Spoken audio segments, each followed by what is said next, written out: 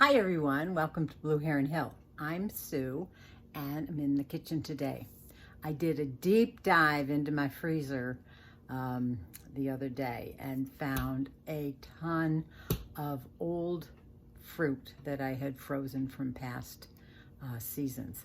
So I want to show you what I'm going to do with it. Let's look. Here we have two large stainless steel bowls. I found some old plums, some sour cherries from, let's see. Found some sour cherries from 2018. That's in the back here. Peaches. I think this is wild grape. Yep, wild grape. I have a couple more down there, and I usually make up jam or jelly with that. I have a bag of whole strawberries, lots of raspberries. These were from just last year. I did have a spectacular crop of raspberries, so I have 3 packages of raspberries. Nope, whoops, 4 packages of raspberries.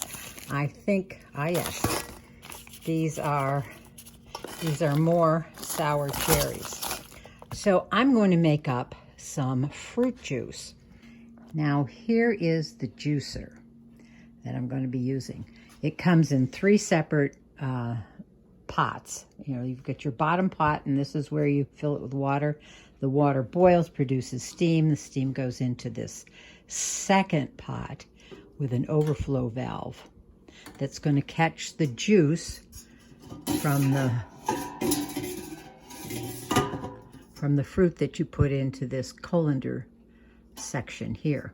And as the fruits cook with this steam, they'll release their juice, and it collects in here and it overflows into this tubing, and then the tubing goes into one of these jars. I'm using half-gallon jars today.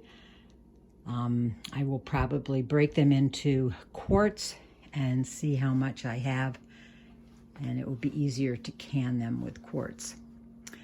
The fruit juice is on the concentrated side, so I usually take a quart and add some water to it.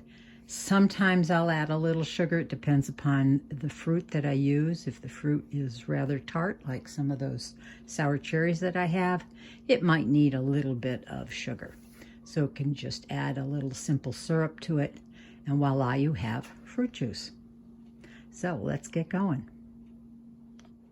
First up is fill your pan with water, and I like to put about 2 inches in it. You don't want this to run out of water, because then you won't be able to produce steam, and you'll probably ruin your pan on, direct heat to it without water in it. Next comes this funnel like tray. The steam is going to come out of here after it's being boiled in this lower pot, and then the juice from the fruit drips down here, and there's the overflow spigot right there, where it then comes out of your hose. Here is the steamer basket, and we're going to start filling this with our fruit.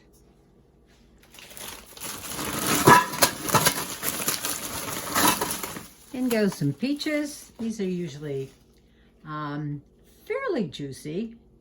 Not a whole lot of juice, but a lot of pulp in this. I'm going to try and do this in a couple batches. Here's a batch of raspberries.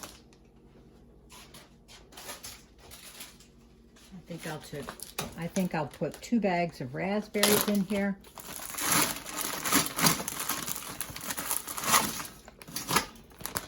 While I'm doing this, I'm going to turn on my heat, start getting the water up to temperature so it'll start boiling and producing steam.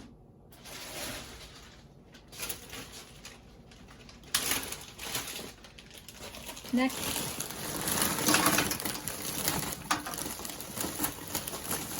some strawberries. And I'll put in a few of those plums. Okay, that's about as far as I'm going to fill it for right now. And we will come back when this starts to steam and starts to collect some juice in the bottom. Checking back in on progress here. It has started to boil. The water in the bottom, steam is being produced, you can tell. Look at that coming up. And our fruit is starting to thaw and starting to break down. The plums are already soft. There's probably might be a little bit of juice in the bottom. I'm going to just stir this up just a little bit so some of those really frozen pieces of fruit get down and are exposed more directly to the steam that's coming up. Oh, this smells lovely. Those raspberries. Oh yeah. Okay, lid back on, and we are going to wait. If you can see already, we have juice coming through our tubing here. Now my jars are clean, so I don't have to worry about that too much. I put this clamp to hold that juice in here. I want a little bit more to accumulate in my basin here. And what I'll do is I'll let this juice flow, and it is very hot. So that will actually sterilize this tube. So I don't have to worry about any bacteria or anything like that that may have accumulated in this over storage. So let's see how much we have. We're going to unclip this. Okay, so we've let some flow through. I'm going to put the clamp back on this again, and we're going to take this juice and pour it back in so it sort of re-sterilizes, and then we will let it all flow through again.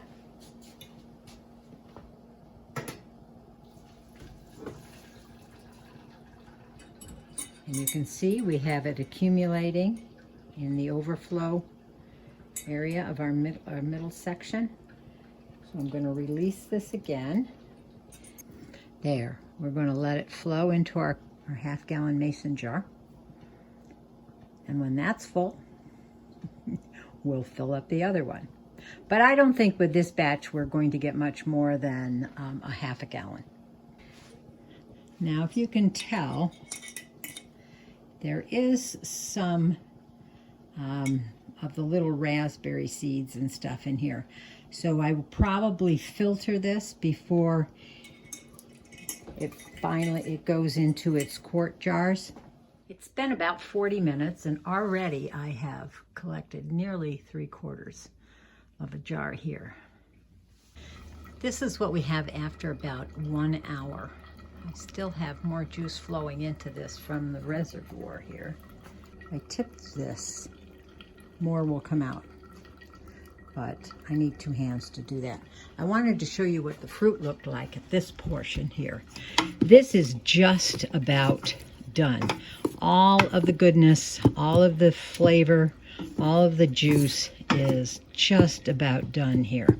So I'm going to take this out. I'm going to put it in another colander over a bowl and see if it will drip some more juice naturally. And then I'm going to fill this back up with the rest of my frozen fruits. And we'll start another batch. This is how much I got from that first load. You can see the color difference too. This second one over here has a lot of pulp in it, and that's probably because those raspberries. That I will filter off through some cheesecloth. But that's nearly a gallon right there. So I took the time, I scooped out the remaining mash here, and I'm collecting, you know, some juice that's coming out of it. And I'll add that to my final total. But I have started another batch. I took the time to then fill this back with water. It had gone down about halfway, so I want to make sure I have plenty of water in there to provide the steam. So I filled this up with assortment of all the berries that I had left. I actually have one more batch of raspberries, and I might throw that in also. But we'll see how much this gives us. This is exciting. I strained the pulp out of this one, so the level went down a little bit. So it looks like about 3/4 of a gallon of juice out of that first. Already, I'm getting quite a bit out of the second batch. Some are still frozen on top, so it's got a little ways to go. There we have 2 half gallons from my second batch. This one again is quite pulpy, so I'm going to filter that out also. This is how much those 2 loads made, filling my jars to within 1/4 inch headspace, putting my lids on. I have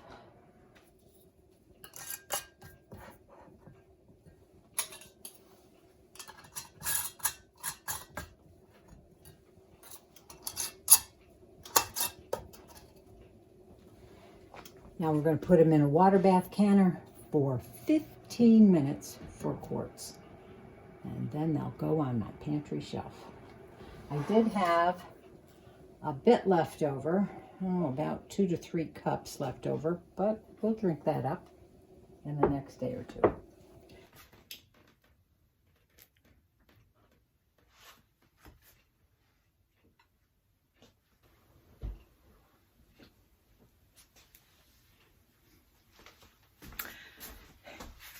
There we go, 7 quarts of fruit juice. Now I wanted to, this is my extra. Just going to give it a little taste test, and we'll see where we go from here.